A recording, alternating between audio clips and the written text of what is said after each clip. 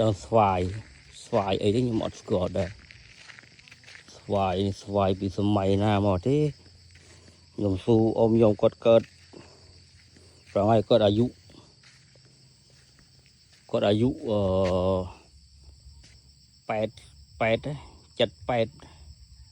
ត់ថាឃើញទៅប៉ុណ្្នឹងនៅស្វាយឃើញទៅប៉ុណ្្នឹងឯង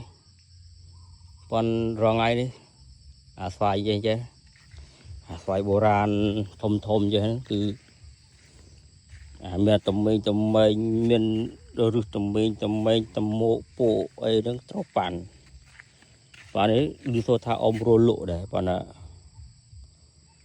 គេអត់ត្រូវថ្លៃគេថាវាប្រហោងក្នុងឬមួយ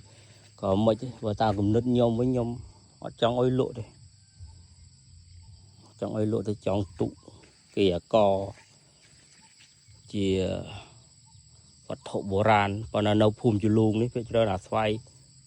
ធំចឹងគេលក់អស់ហើយគេលក់ខ្ទេចគោះលឿងលលត់ខ្ទេចគ្មានសល់ទេពីសង្គមពីដើម